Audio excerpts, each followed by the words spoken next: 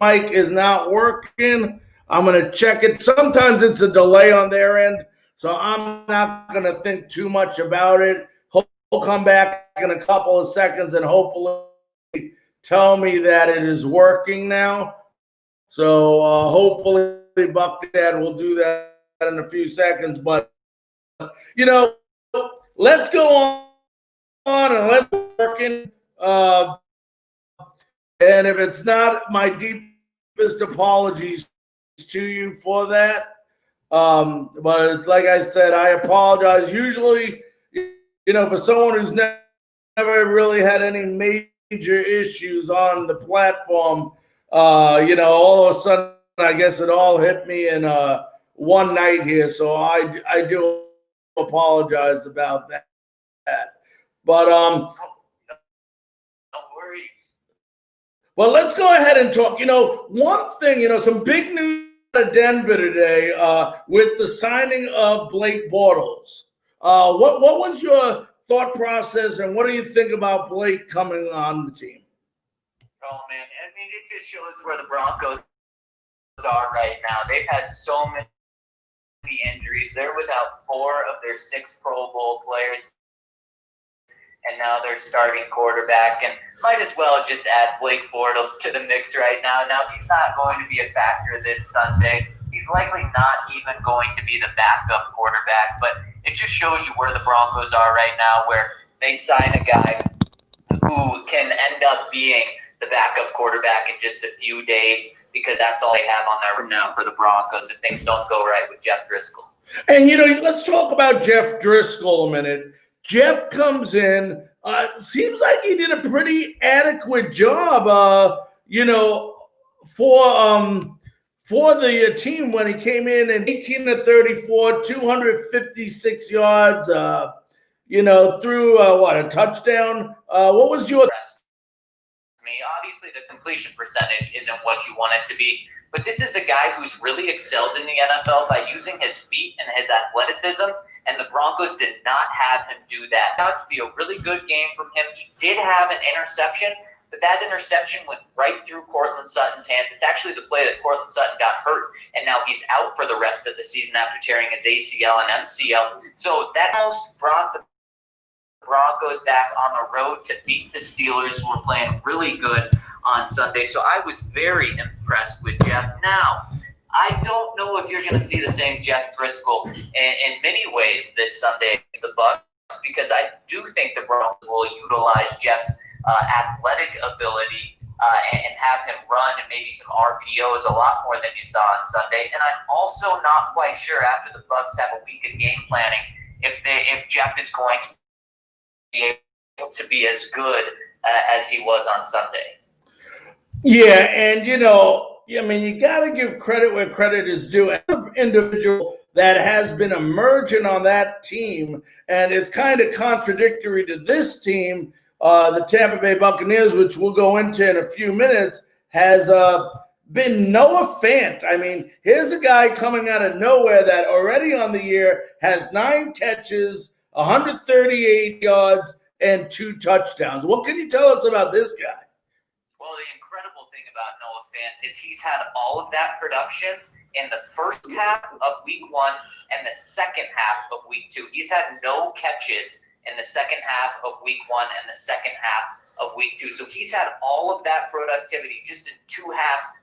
And really, it hasn't been his fault for not being productive in the other halves. He's only had 1 target combined in those other 2 halves. So if the Broncos get him the ball, what he showed in these first 2 weeks is that he is electric, and he's one of the best tight ends in the league. Now, you have to get him the ball in order for them to do that, and I would expect, after these past few weeks, I would expect the Broncos really focus on getting him the ball. Now, what he excels at is once he gets the ball in his hands, he can make plays. He's not a guy that's going to catch 50-yard passes down the field. He's a guy that's going to catch the ball 7 yards down the field and then turn it into a 25-yard play. So right when Noah catches the ball, you got to tackle him, and that's tough to do because he's fast, he's athletic. He was the fastest tight end in the draft last year, ran a 4.5. 250 pounds. Yeah, and I'll tell you what, he's definitely a threat on this team. Let's talk about your defensive side of the ball a minute. I mean, the one thing that has, first of all, if you look at both the games the Denver Broncos have played, they played Tennessee 16-14. They played Pittsburgh, another good team, and they lose 20. This is a game that the defense has really given you an opportunity to, a couple things go the other way. You could have won both those games. Yeah, exactly. And that's the way this Broncos team has really been the past couple of years, especially last year and this year under Vic Fangio. They're actually pretty good at keeping the games close, but at the end of the game, things never go their way. They always break down. And you're right, their defense is pretty darn strong. But at the end of the games, their defense just gives up against the Titans. The defense gave up and allowed Tennessee to go down, kick a last-minute field goal. There was some game management errors made by Vic Fangio in that game, but the defense, for the most part, will keep you in games. But what we've seen this year and at the start of last year was the defense doesn't make the big plays that you need. So far, they have 2 sacks this season, 1 in each game, and they're not killing it with the turnovers. That's something that if the Broncos want to win, especially against a good Tampa Bay team, the defense is going to have to make plays, not just be very good. And, you talk about that defense, and something that impressed me about him, the one thing that's been impressive about this team is the defense, how it groups together when it comes to third down. I mean, this team is 4th in the league in stopping teams on third down conversions. I think teams have only executed third downs 32% of the time. Yeah, and they were really good against the Titans in week 1. Not as good against the Steelers in week 2, but this team on defense right now, they're without some stars. They're without Von Miller for the rest of the season, most likely. Bradley Chubb is not at 100%. They're without their starting cornerback in A.J. Boye. And so they're really beat up. They're playing 2 rookie cornerbacks, and I've been pretty impressed with both of them. But going up against Tom Brady, you got to imagine that Tom Brady is going to be looking at those rookie cornerbacks and finding their weak spots. Yeah, and let's talk about the Buccaneers a minute. When you talk about the Buccaneers, I mean, you played 3, then you had to face James Conner, now Fournette, but I would be highly surprised if you don't see Fournette's number called a lot this weekend in Denver.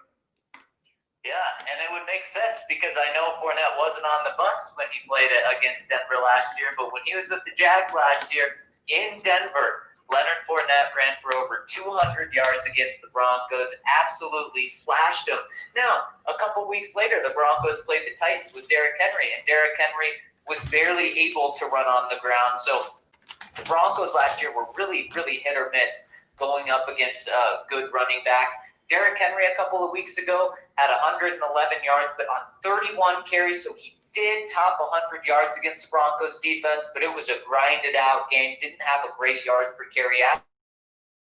And Leonard Fournette, when he played him last year, just absolutely gashed him. So I completely agree with you. I think that the Bucs will try to run the ball, and it will be with Leonard Fournette, because one of the things that the Broncos have got the better of Tom Brady in the past few years when they beat him is by getting pressure. And so you don't want Tom Brady sitting back there and allowing Bradley Chubb and Terrell Casey to tee off. Now, this Broncos pass rush isn't what it has been in the past when you had a healthy Bradley Chubb, when you had a healthy Von Miller, and you had some interior pressure as well, especially in the 2015 AFC Championship game. That really got to Tom Brady. But you're not going to have that sort of pressure this year.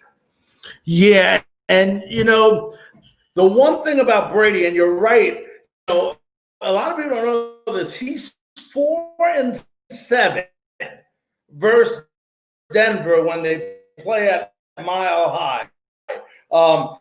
He's only completed roughly 50% of his passes. He does have 19 touchdowns, 3,000 yards, and only 9 interceptions.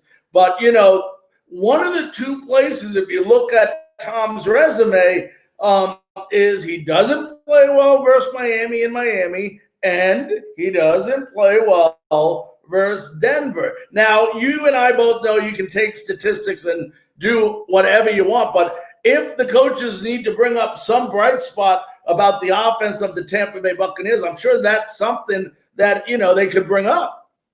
Yeah, exactly. And it is a pretty incredible stat that Tom is 4-7 against the Broncos in Denver. Like you said, the Broncos have had his number at home, but it's been against the Broncos teams that have been stronger. When they had an offense back in the 2000s with Jake Plummer, and in that AFC Championship game in 05, and then Manning here.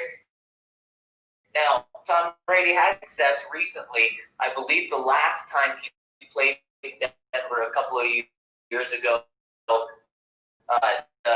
Patriots beat the Broncos pretty handily. I believe it was 16-3. Broncos only able to put up 3 points. So recent history has not been kind to the Broncos going up against Tom Brady, but historically, I don't know if it's the Mile High air, the crowd that factors into it, but obviously you're going to have the Mile High air, but you're not going to have the crowd. Only 5,700 fans will be in attendance on Sunday. Now, talk about that a little bit, because people can enlighten me, people are always told players coming up there and having to play in the high altitude up there in this stadium for the 3-hour period that they play. Is that overrated by, the fan bases, or is that something that actually really does affect the players? I think it depends on the player and person that you're talking to, because elite athletes aren't going to be as hindered by it as an average person trying to work out coming from Tampa Bay to Denver. But there are some guys like guys that have some asthma conditions in the past where it will affect them a little more. And what they say is the adjustment period is 72 hours to be fully acclimated to it. And we know that these guys, they come in Saturday, play a game on Sunday, so they don't have that full acclimation period. And it is something that can affect athletes, but it's not like it's going to impact an entire team. But, if it impacts the right, or in case your perspective, the wrong guy, then it can have an impact on the game. Now, one of the things, the played versus big man against that defense, and, you guys are battered. I mean, you're not even bruised anymore. You're past bruised. What are you – could this be a game? Could this be a coming out game? Yeah, it really could be. It really could be. Going up against two rookie cornerbacks, the pass rush really isn't going to be there. I think for the Broncos to have a chance in this game, you're going to have to see Jarrell Casey in the middle of the Broncos defensive line have an absolute game, just wrecking Tom Brady in the middle of the offensive line. And that's going to be a tall task, because you're not really going to have pressure from Bradley Chubb, so Tampa Bay is going to be able to focus their efforts on Jarrell Casey and make sure that doesn't happen. And I think with Tom Brady, what you do is you just dink and dunk your way down the field, and he's really good at that. Get the ball out quick, take advantage of these young cornerbacks who are given space. Last week, one of the rookie cornerbacks Michael Ojemudia was beat for an 85-yard touchdown. So he's going to want to make sure he doesn't give up any deep balls. So I just think that the Broncos defense is going to let Tom Brady just dink and dunk, and Tom's really good at giving what defenses take. So I think that's how Tom does it, and I wouldn't be surprised if he has a very, very good completion percentage at the end of this game. Now, one of the things about the Buccaneers is the Buccaneers are very strong against the rush. I mean, they stopped, McCaffrey last week. The week before they held Kamara in check. And now you got Melvin Gordon, who's only been, I say only, but 70 yards rushing both the first two games. But the one thing that the Buccaneers, in my opinion, have not done very well this year is their pass defense. I mean, they've had some spurts, but overall, they've given two quarterbacks. They've given Bridgewater last week 300 yards passing last week. They gave up to him. Could this be a game where the offense, where Driscoll's, besides Fant, is going to have to finally their focus? The Broncos going into this game could be saying, we have to run the ball against a team that nobody's really been able to run against. Yeah, and it's tough because then you look at it on the opposite side, and it is Jeff Driscoll making his first start with the Broncos, his ninth start in the NFL, and how much do you want to put on his plate? But, if you can't run the ball, then you're absolutely going to have to do that.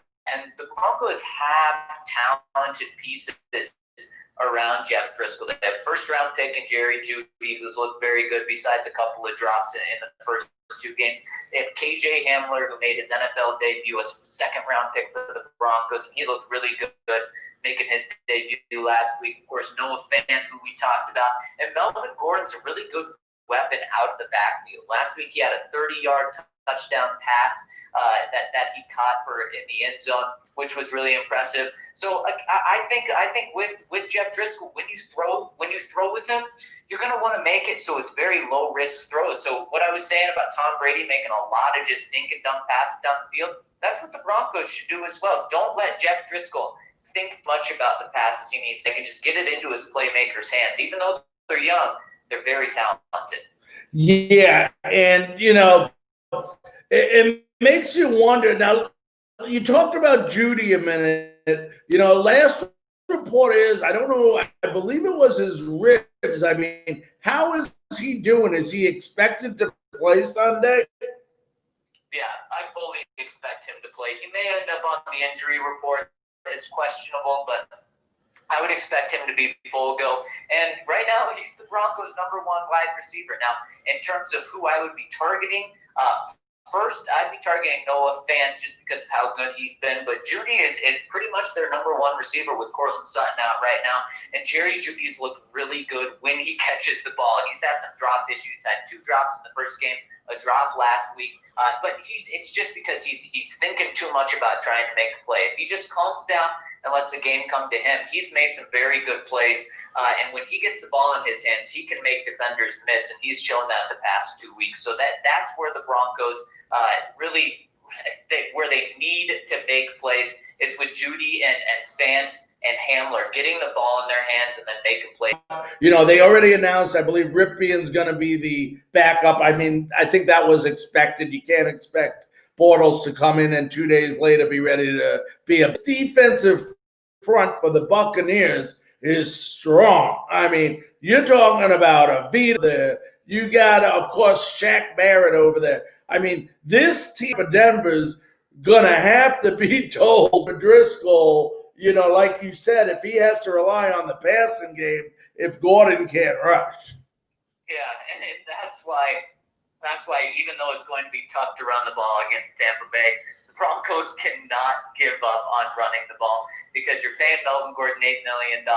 You have a strong interior of the offensive line, although you do have a rookie at center who's had up and down moments, but you can't let the Buccaneers just in their ears to show the Broncos that they absolutely should have paid him instead of drafting Bradley Chubb with that #5 overall pick. I mean, he's already proven how good of a player he is with what he did last year with the Bucs. But going up against Elijah Wilkinson at who's the Broncos' right tackle. He struggled mightily. He gave up 3.5 sacks last week. In the very first half, the Broncos gave up 7 sacks against a really good Steelers defense. But like you said, they're not getting an easier task this week going up against the Bucs defense. I'm sure the Bucs and Shaq Barrett are very much looking forward to this matchup. And you hit it right on the nail when you're talking about this team. It's just unbelievable to see that offensive line give up that many sacks in the first 2 games, and yet they still had a chance to win both games. Yeah, it really is incredible. The Broncos have done a good job of beating themselves, but making them close games in the Vic Fangio era. But they've given up 5 leads in the final couple minutes of games, just in the past 18 games in the Vic Fangio era. So if it's close. Now, what do you think of Elway? I mean, obviously, as a player, he's a legend there. I mean, you can't take that away. But as an executive, as a guy in charge over there, how would you rate his performance? Well, obviously, the first couple of years he was there when he got Peyton and then built an all-time defense, won a Super Bowl. It was an A+. Now, these past couple of years have been some of the worst football record-wise that the Broncos have seen in decades, and so that also is on him. So grades out somewhere in the middle for him right now. It seemed like he had built a pretty solid team, and it just all revolved around Drew Lock. Now, Drew Lock could be out for 2 weeks. He could be out for 5 weeks, but that's what this all depends on. And I think what Elway's legacy will eventually come down to is Drew Lock the guy? If Drew Lock's the guy and John retires in a couple of years, leaving the Broncos in good hands with a quarterback that's going to be here for 10 or 15 years, then I think he's going to be viewed very, very favorably. If Drew Lock's not the guy and the struggles of the past continue, well, I think a lot of people are just going to point to Peyton Manning and say, that's why John Elway had success, was because he had Peyton Manning. Now, the Broncos wouldn't have got Peyton Manning if John Elway wasn't here, is what I would argue as well. So, I mean, it's certainly been the highest of highs with bringing home a Super Bowl and bringing in Peyton Manning and building a great defense in 2015. We've also had lows of back-to-back losing seasons, something the Broncos haven't seen in decades. Now, is this for Jeff? Let's say hypothetically, because anytime, I always tell people when they say 2 to 6 weeks, you might as well just take the longevity of the last part of it and say he's going to be out 6 weeks and hope for the best that he comes back early. So let's do that hypothetically, as much as I hate to do hypotheticals. And let's say that Lock's out for 6 weeks, because they say 2 to 6 weeks. Is this the showcase game for Driscoll's? Let's talk on both ends. He comes out, and I want you to answer both parts of this, and comes out and has an above-average game. A, does he start next week? Game versus the Bucs. Is Blake Bortles in next week? Well, and here's what the Broncos have in their favor to make this decision very easy for them. After the Bucs on Sunday, the Broncos travel to New York to play the Jets on Thursday night. So they have a short week. So I think, unless Jeff Driscoll gets hurt, that I think he will be the starting quarterback against the Jets after the Bucs, no matter what happens, even if he looks really bad. And then the Broncos will have 10 days to make a quarterback change if he looks bad in both of those games. That's when I think a change happens to Blake Bortles if Jeff Driscoll doesn't look good. All right, let me put you on the spot. We're talking to Zac Stevens, the Broncos beat writer. The one player on both teams that you would say are the players to watch out for this weekend? Oh, man, on the Bucs, it has to be Shaq Barrett. Coming back here to the state where he played college football, of course, went to Colorado State. And the Broncos gave him a chance as an undrafted free agent. Spent his rookie year on the practice squad. Then was a very, very good backup behind Von Miller and Bradley Chubb. But he wanted to start. So he left the Broncos for an opportunity to start because that was not happening in Denver. And what does he do on the 1 year, $5 million contract that he gets at Tampa Bay? He goes out and lights the league up, leads the league in sacks with 19 and a half sacks. And now he wants to prove that the Broncos made the wrong decision, and the Broncos should have kept him instead of drafting Bradley Chubb, number 5 overall. And then also the matchup that he's got going up against these Broncos tackles is a very favorable matchup for Shaq. So, man, that's the guy to watch because he right there, he can ruin the game. If he has multiple sacks and is just always in Jeff Driscoll's pocket, well, that's really going to hurt a guy making his 9th career start. And on the opposite side, boy, I got to point to Melvin Gordon because Melvin Gordon's going to have a game for the Broncos to win this game. He's going to have to do it on the ground, and he's also going to have to be a playmaker out of the backfield, catching some passes to take some relief and pressure off this pass rush that's going to be attacking Jeff Driscoll. So I think it comes down. Well, I don't think it's going to be a very close game. I'm honestly very surprised that the line of Vegas is only favoring the Bucs by 6 points. I thought it would definitely be over a touchdown. Well, you got to also remember the Bucs are away, although it's a different away this year than it has been in previous years because of COVID-19. So I'm sure that has something to do with the line as well. So I guess you're saying that if I have to put you on the spot, not necessarily a score, but what's your outlook, the outcome for Sunday? Yeah, I think Tom Brady. They don't do the traditional Bruce Arians offense of throwing it deep. I think they just dink and dunk and pick this defense apart and really control the game from start to finish. I think the Bucs end up winning by double digits, whether that's 10, whether that's 20. I think the Bucs take care of business and Brady gets to 5-7 in his career in Denver. All right, Zach, I want to thank you so very much for giving us the time and working through some of the kinks we had tonight on our network. We really enjoyed having you on. Absolutely. Thanks for having me on, Larry. I appreciate it. All right, Zach, good luck to you. Thanks, you as well. All righty. That was Zac Stevens, the beat writer for the Denver Broncos. And, he made a very, very valid point there. The Bucs defense against, with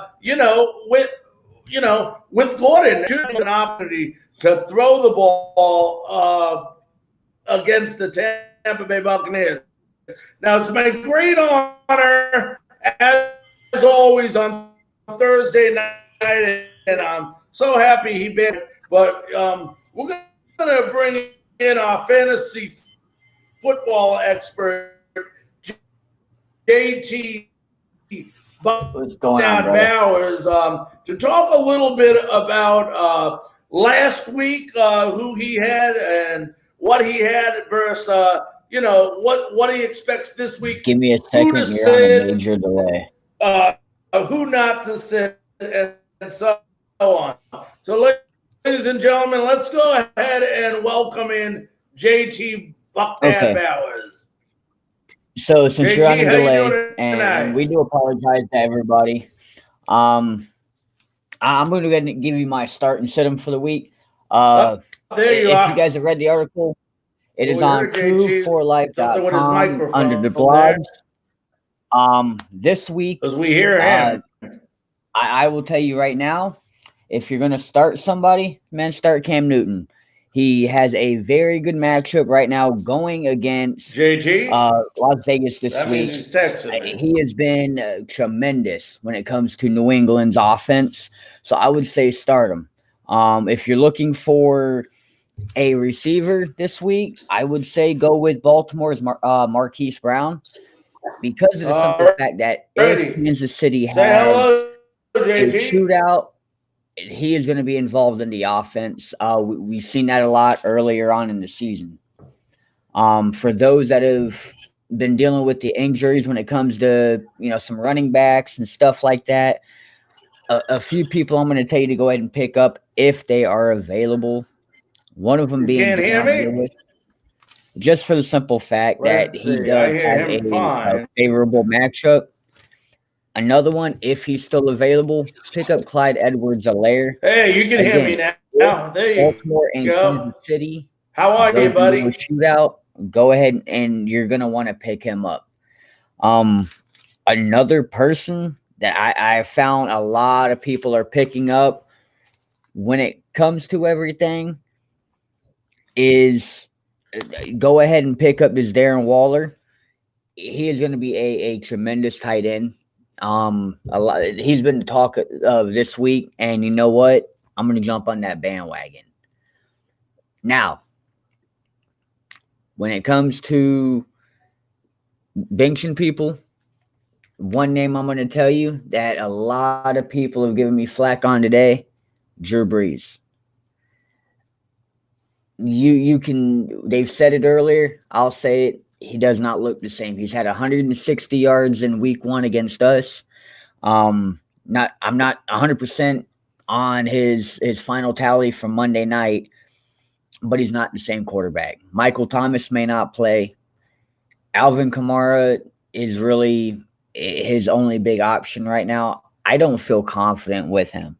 Same thing with Carson Wentz. I know a few people that have come to me and asked about him right now. Should they keep him? Should they get rid of him? Right now, bench him until Philly figures out what they are doing. From there, I would say get rid of him. Another play you want to have this week is Dallas's CeeDee Lamb. I'm just going to say he's going to have a tremendous day. That secondary is very young out there in Seattle, and he's going to eat up some yards along with Michael Gallup. So if he's available, also pick up Michael Gallup's. And again, the one person I would not start, and your guest talked about it tonight, was Melvin Gordon. He's not worth the risk right now, not against our defense. And I said it in the comments earlier, Noah Fant's going down. I wouldn't even start him.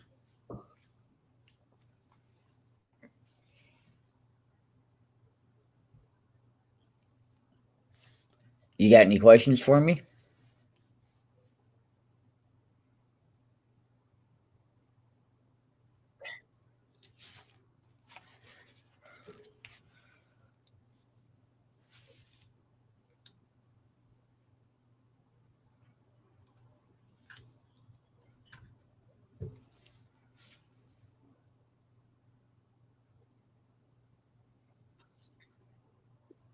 Hey, Larry, do me a favor. Take me out of here. Go ahead and give me a call on my phone, and we'll finish this interview.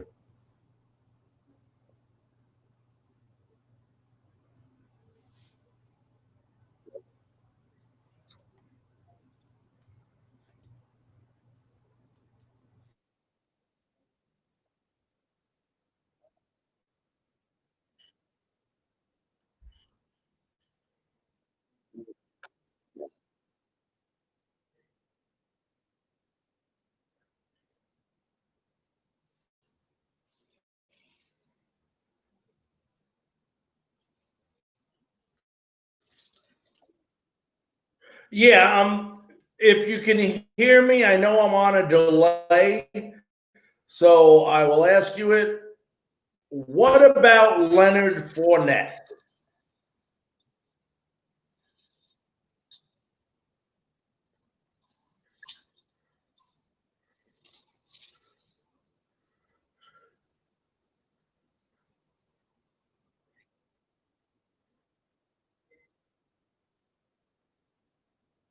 You're working now.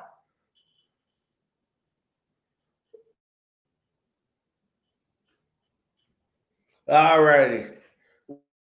We'll go ahead and we'll finish the conversation with JT Buckhead right now so that we don't have a delay.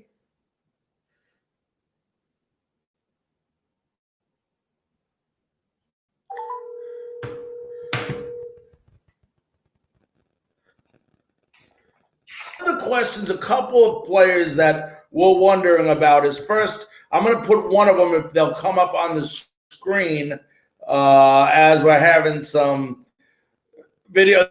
There we go. Is Tom Brady. Tom Brady is playing a depleted defense, a defense that has been averaging, giving up 300 yards passing, 400 yards of total offense. Is Tom Brady a sit-em or play him? This week, I would say go ahead and start him. You're not, again, it's a depleted defense. Chris Godwin's back. Mike Evans is hopefully, getting healthy.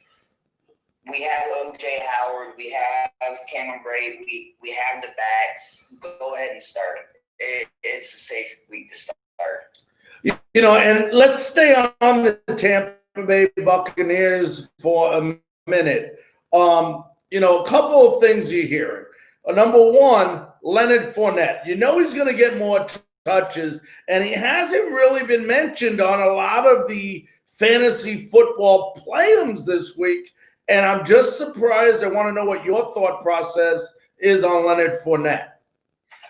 Well, I'll tell you right now, I have him on my team personally.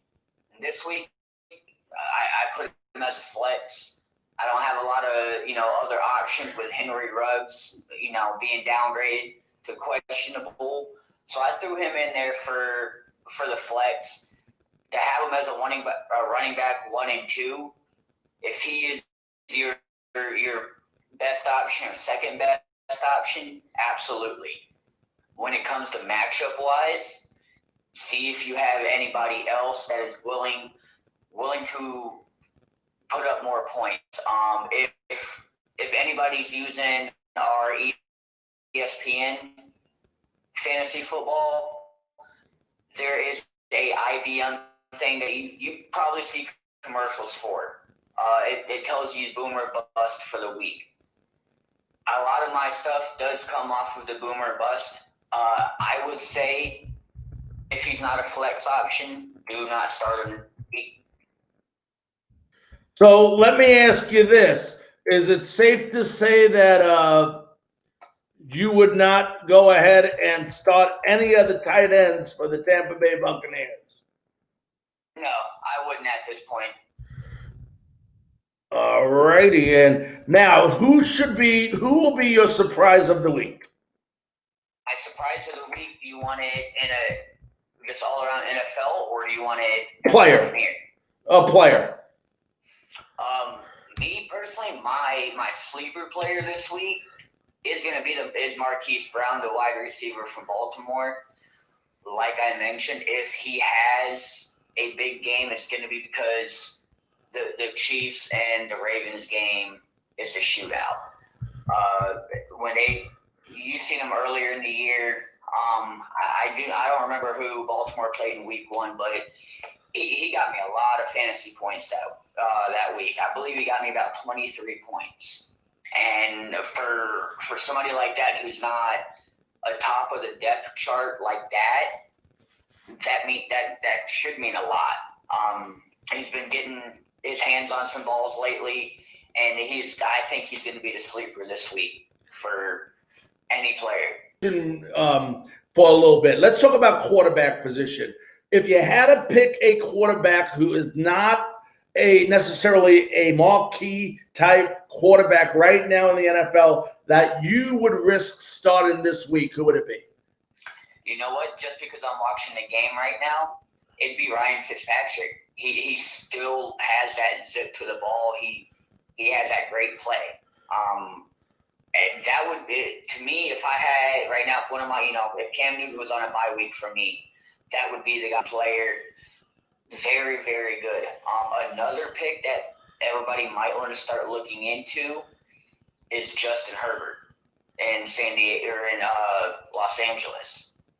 He could take over for Tyrod Taylor, and if he starts this week, he could put up a big fantasy day and have a successful season out there. And that was my question I was going to ask. That's what I was leading towards, Justin Herbert. Could we have possibly seen, unfortunately for an unfortunate reason see the end of Tyrod Taylor there? I can't say yes or no right now. Is this the end of him right now? Probably not. Is this the end of him overall? No. You'll see a lot more of him. I can't say for sure if it's going to be with the Chargers this year or not. Okay. Now, surprise defense of the week. Surprise defense of the week. You know what? I'm going to go out on a limb, and I'm going to say the New York Giants. If they can contain what little bit of offense San Francisco has left, and if they can pressure Nick Mullins, they can come out and have a big day. Another defense that is surprising is actually Tampa Bay.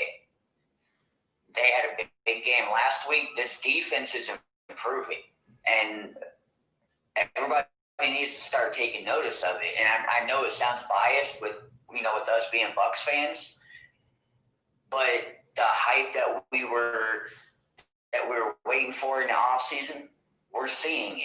The defense is getting to the ball. They're getting sacks. I expect them to have another big day against the Broncos. And they're going to be a dangerous, dangerous team as we talk on the Bucs for a few minutes before we get to a couple other questions. When you look at this Bucs team right now, as we both know, the offense is slowly progressing, but they still are not there. We're dropping footballs. We're not running correct routes. And those are things with time that are going to get better and better and better level. It just, I just want you to think a minute. When that offense potentially could be an unstoppable team. Honestly, yeah, it could. And again, right now, we're hearing this story because it could possibly be the Brady effect. But right now, Levante David and Devin White both lead the NFL with 20-plus tackles. Is that right? You have a second-year player, and I believe David's in his 11th year, 10th? Yeah, Levante's been the most underrated defensive player in the NFL. Exactly. And now they're putting that on spotlight. They are putting the league on notice. And yeah, when the offense catches up, this could potentially be one of the most dangerous teams to ever step on an NFL field. So let's talk about the tight ends a minute, if we may. Well, I got you here. We're going to break down, and I'm going to use you to break down the Buccaneers a little bit, if you don't mind as well. But, we heard Bruce Arians say, people have been questioning, why aren't you using the tight ends? Why aren't you seeing Gronk? Why aren't you seeing Howard? And a couple of reasons, I heard Michael Klain had on WDAE, our good buddy and friend of Frankly Speaking Sports, who's been on the show, said, Larry, a tight end's position is not always catching a football. That's what you have marquee receivers for. You use them as shutdown or check down plays.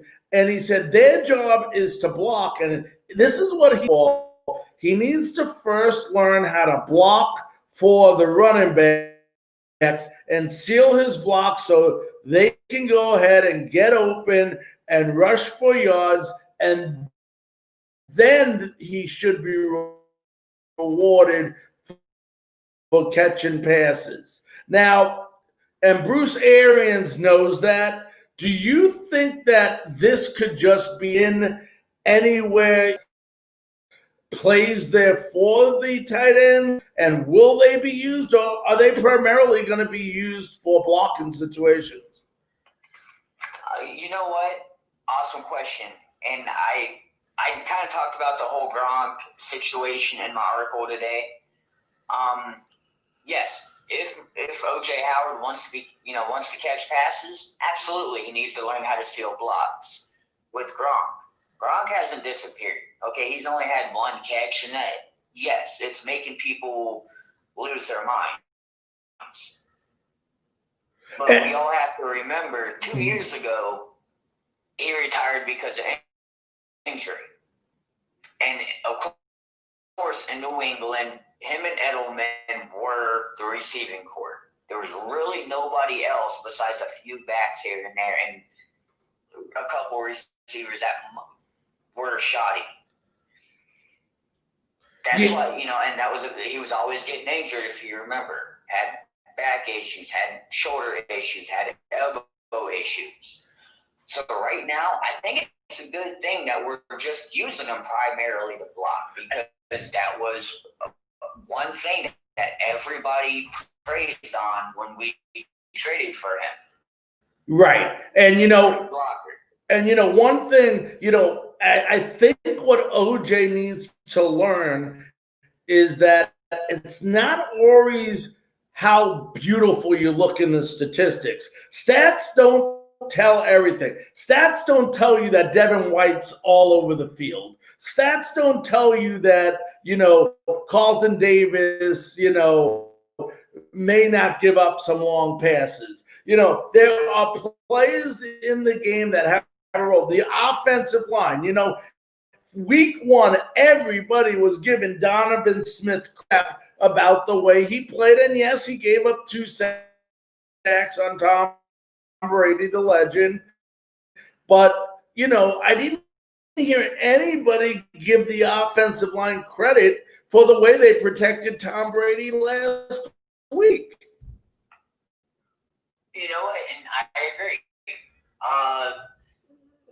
Yes, that offensive line last week, and I even said it when we were at the watch party. They looked amazing. It was nice to see Tom Brady being able to stand upright. It was nice to see him have time to throw. Yeah, I would like to see them do a lot better. And like you said, stats don't really explain everything. The issue that I feel O.J. Howard has is he came from a national title type of school. They won the national title at one point while he was there. Actually, I believe he won 2, and he failed on the 3rd. So when you go to something like that and you come in and you have Tom Brady, he's going to expect, I'm going to be the big time guy. I'm the number one I'm the first round draft pick. He has the expectations. He does need to be humble. And yet, OJ has the opportunity to be one of the greatest, especially learning from Gronk and Tom Brady. So, yes, I do agree with you. He needs to first learn how to block because he's had that issue for years. So going forward, let's talk, and we're going to jump around to the running back situation. Everybody knows about Leonard Fournette last week having 103 yards on 12 carries. Now, is it important that we really go out there and identify Fournette as the number one running back, or do you see us using the dual package of both Ronald Jones and as of right now, I'm going to say for the next few weeks up until, I'll say week 6. Right after we come back and we play Green Bay, that's when I believe we'll actually start to focus on, do we have a number one back in Fournette or is it Jones? Right now, I think Arians is going to do a lot of what he did last year with Peyton Barber and Rojo, and it's split the carries and just go with the hot hand. But at the same time, the main reason why I can't say Fournette's going to be your lead back yet, he's still learning the playbook. He's only been here, this is now his 3rd, 4th week? Yes. So he's still learning the playbook. And you know what? If last week is any indication on what he's going to be doing in the future, there's no reason to rush it. Now, you talked about the defense earlier and how excited you are about this defense. but I'm still a little bit concerned with the amount of yardage we're giving up to the opponent's passing game. Does that concern you at all? Right now, it doesn't. I mean, week one, we gave up 160 yards, which we all gave praise on. You know, it was us talking about the offense. Yes, we should be talking about last week, how they gave up, I believe it was 367 yards to Teddy Bridgewater offense. Yep. Do I think it's time to, raise the red flags or anything right now? No. They're a young secondary. It's still a really young defense. I've even heard the reports about Devin White being that leader. I see them getting better. I see that. Do I expect them to shut every receiver down? Absolutely not. But I do see them getting better. Now, when we get to teams like, let me look at the schedule real quick. When we get to about the Chargers or the Bears, or even this week with the Broncos, now if they're giving up 350 yards or more, absolutely, we should be asking questions. So right now, I think we're all right. But if it continues, absolutely, we should be raising flags for that. All right, the mighty question. What is your outlook for this Sunday, and how do you see the Tampa Bay Buccaneers faring? First off, we're going to win. And, of course, I'm going to be biased. Wise on the score, I'm going to go ahead and say Bucs 35, Broncos 10. Okay, and do you think this is Tom Brady's coming out party? It wouldn't be his coming out party, but he's going to have a good showing. All right. I think this game we'll see more of a balanced offense and defense that we'll still have a lot of questions, but we'll be satisfied with how everything looks. All right, my friend. Well, as always, we want to thank you very much for coming on to Pigskin Thursday, and we look forward to seeing you again next week, my friend. Absolutely. All right, you have a good night. You too, brother. All righty, bye-bye. That was Jay in this system down here. We're going to go ahead and give you our picks for the week. I'm going to go ahead and put them up on the screen for you. Takes a couple seconds to delay. And, obviously we're not faring too well tonight as Miami is whooping up tonight on the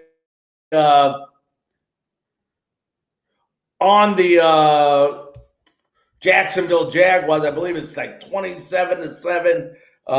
Don't have that score with me right now. I'm trying to take this logo off real quick here for a minute so that you can see my picks here. Let's go ahead and remove that logo.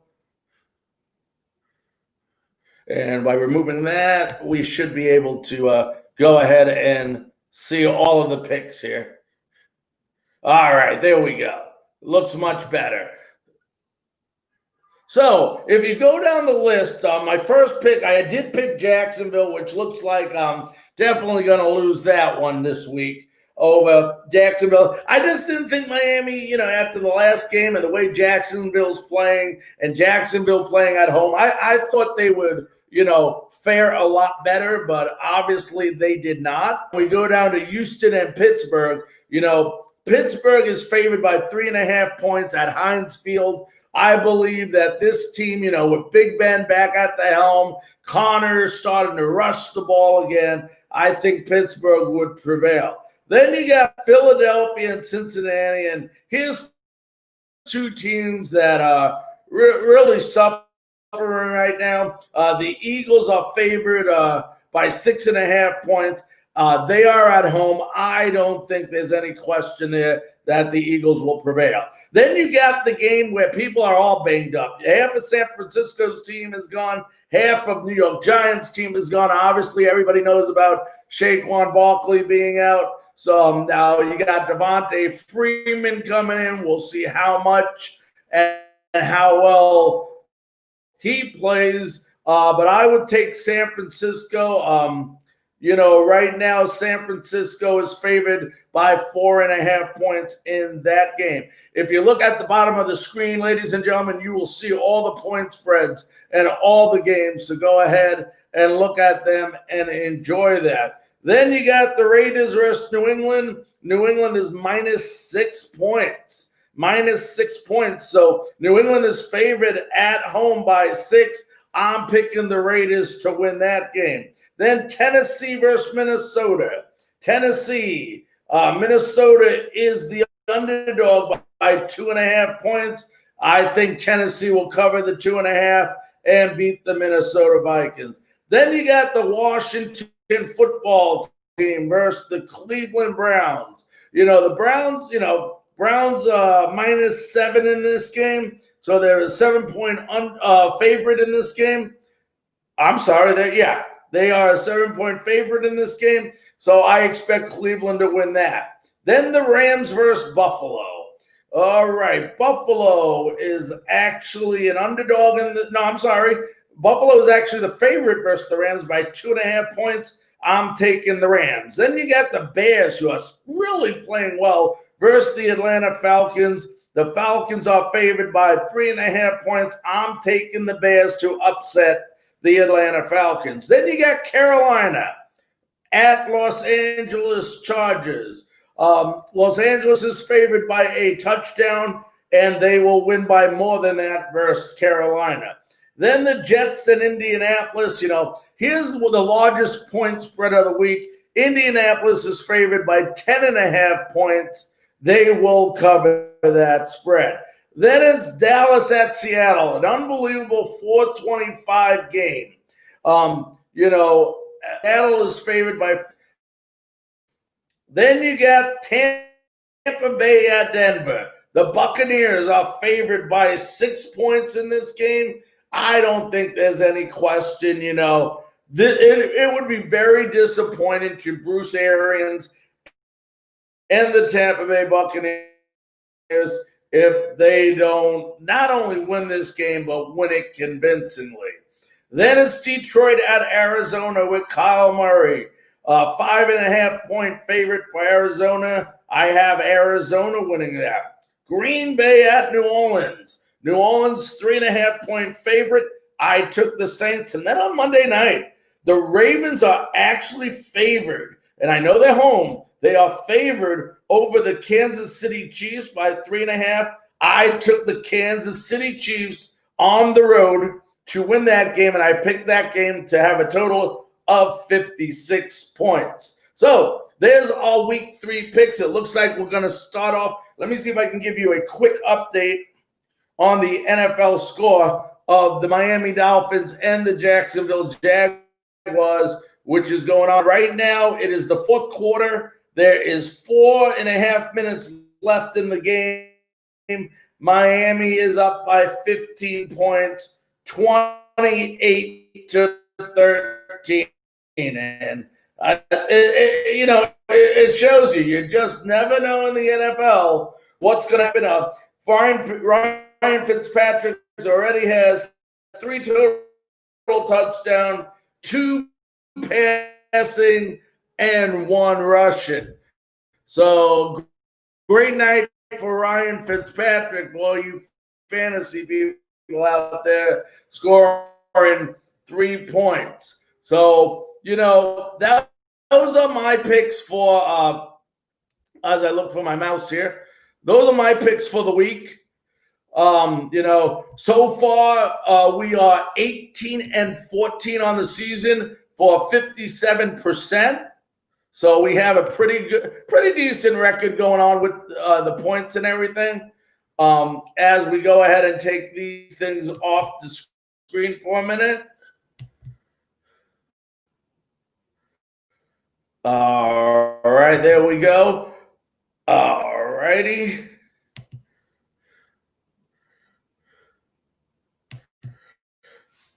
So there's the Tampa Bay Buccaneer emblem. Should have the Denver Broncos emblem coming up in a minute. So this is what we look for. In closing, the Buccaneers are going away to Denver. I don't think the air quality, the altitude, anything you want about it is not a big issue here. And go ahead and see what's going on with our beautiful handy dandy machine here. There we go. But it should be one of these games where Tom Brady comes out. Tom Brady should have, I call it a coming out party. This is a depleted defense, a very injured defense. It's not a very good defense. Number two, Melvin Gordon, you still have to look out for him. He's still a great runner, but once again, we've stopped better runners already this year. The key thing that concerns me, and I keep saying it, is we have to be able to protect the pass. And, they have a very young quarterback, inexperienced quarterback, starting his first game in Jeff Driscoll.